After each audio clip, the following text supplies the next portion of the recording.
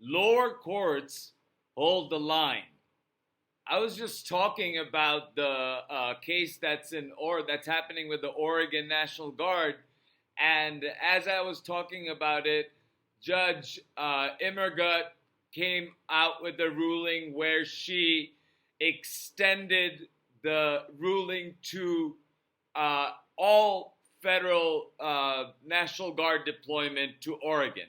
So I want to talk about this particular issue, this particular case in just a little while, but I want to remind you that the lower courts in the birthright citizenship cases, in the rendition and removal cases like with Abrego Garcia, in the troop deployment cases like in California, and now we're going to have Oregon and then Illinois is coming up, withholding funding cases, federal agency employment cases, the individual rights cases of the immigrants.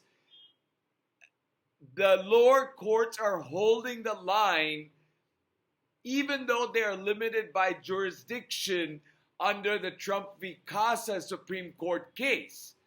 And they are certifying classes and finding ways to comply with the Supreme Court while also finding alternative like class actions and exceptions for state plaintiffs. And so with what's happening in Oregon and in Illinois, the Illinois thing I'll talk to you in just a little while. With the Oregon thing, Donald Trump tried to federalize and deploy Oregon's National Guard, and Judge Immergut put a temporary restraining order on it. So what does Pete Hegseth and Donald Trump do? They federalize the California National Guard to go into Oregon. And so the California Attorney General asks the judge to issue a broad order, one that applies to every National Guard unit in every state and the District of Columbia, stating that none of them can be federalized and deployed to Oregon. So, and as this was going on, the news came right before the hearing that Texas, Donald Trump had directed Abbott, and Abbott had consented, and so the National Guard troops of Texas were now being federalized and being sent to Oregon and Chicago in Illinois. Now, this particular ruling by Judge Immergut, because of Trump v. Casa, because of jurisdictional limitations, only applies to the state of Oregon and the Guard coming into the state of Oregon, saying that defendants are temporarily enjoined from deploying federalized members of the National Guards in Oregon. Federalized members of any National Guard from any state. So, and saying that the deployment of the federalized military is beyond the president's authority and contrary to law.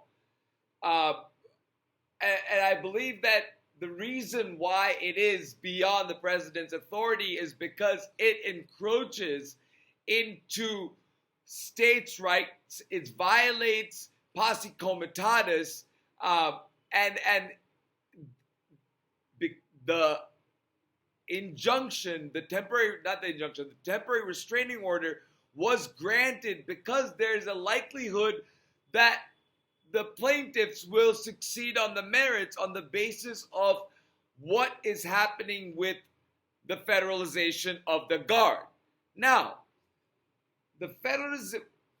what I said in the previous video was that the federalization of a Guard from one state then being sent to another state is effectively sending the national military force to that other state, like California to Oregon, which now has given Judge Immergut has now issued the order that no National Guard, federalized National Guard, can come into Oregon for 14 days. And then there will be a review to see if that'll be an extension of that. Now, That same order by Judge Imerga does not apply to Illinois, however. Because of Trump v. Casa, Illinois has to go to court and make the argument that California has made and that Oregon has made, saying that sending Texas Guard is beyond the president's authority. It violates the 10th Amendment and it violates posse comitatus to bring him in for law enforcement purposes. And so it gives, Illinois has to go and make that case to a federal court in Chicago and get that federal court to order the temporary restraining order against the deployment of outside the state, not Illinois Guard, because Donald Trump doesn't have the permission of Governor Pritzker, but he may do it anyway. He may federalize Illinois Guard anyway, and then there's a Texas Guard that is coming. They have to go to court and they have to say that this is a violation of the state's rights. This is a violation of the law under posse comitatus.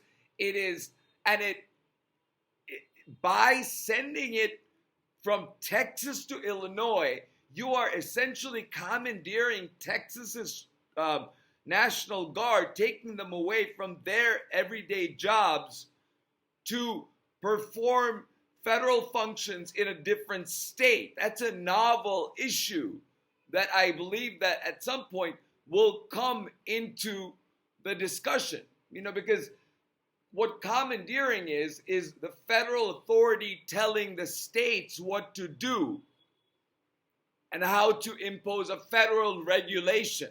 So when you federalize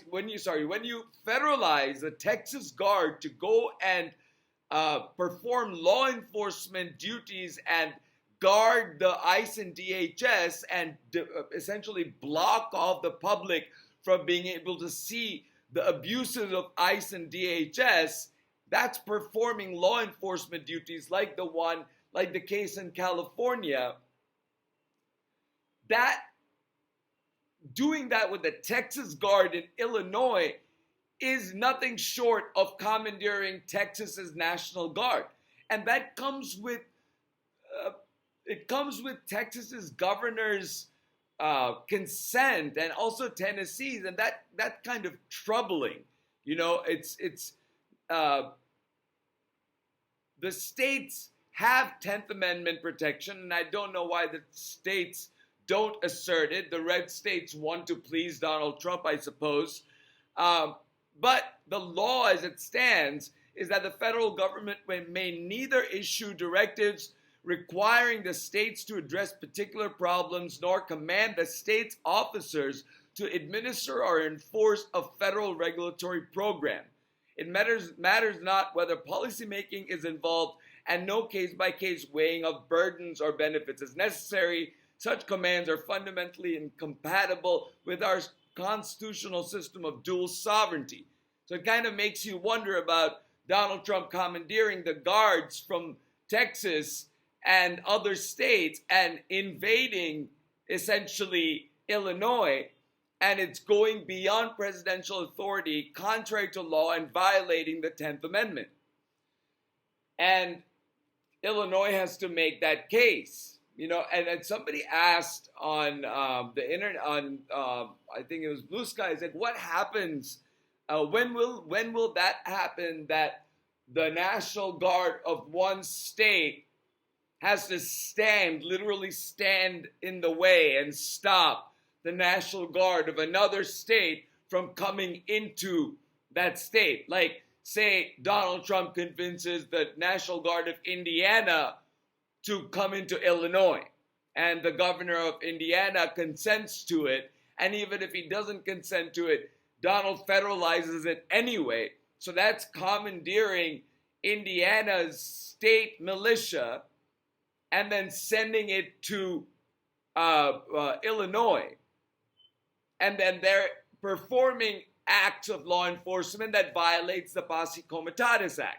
So there are various violations on different levels. And then there are the violations of due process and illegal search and seizure and depriving you of the right to counsel that's happening behind the line of the National Guard that ICE and DHS is performing every single day.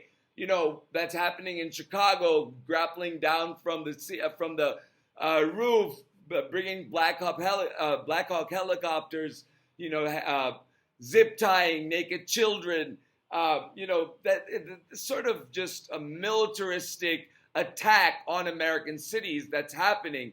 And it falls into the violation of states' rights. And I hope that Governor Pritzker really goes to court and stops the Guard of Texas from coming on the basis of anti-commandeering, on the basis of the irreparable injury that will befall the people of Illinois, on the basis of deprivation of their rights, and how Texas is going to be harmed by essentially getting its guard commandeered, and the individual harm that is happening to every single Texas guardsman who has to leave their jobs and do what the federal government of Donald Trump wants on American streets in another state. So these are all issues that will be discussed. But for now, Oregon is safe for 14 days and from National Guard invasion. Maybe Donald Trump will now send the actual military, and that'll be another case that Judge Immergut or another judge gets. Remember, Judge Immergut is a Donald Trump appointee.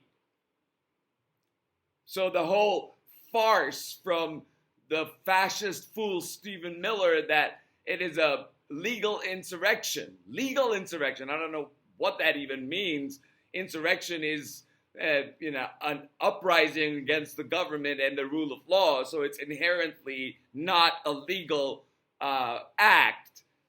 But that's what Stephen Miller called the first ruling of Judge Immergut. So I'm sure there's going to be some more of that ramble coming out from Stephen Miller now. But what we need to push is, if you're in Illinois, call Pritzker's office, tell them to take this to court. Keep calling your state, your alderman in Chicago if you are being harassed by ICE and DHS. Call 911, call the state trooper lines, and let them know that this is happening and you would like for the police to be there to document what's happening, because the federalized militia as well as the DHS ICE agents are not wearing body cams.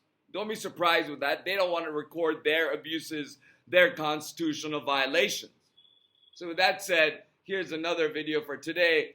Please like, share, and subscribe. Please share and pass the information on. Remember to stay vigilant. Remember to stay safe. And I'll talk to you soon.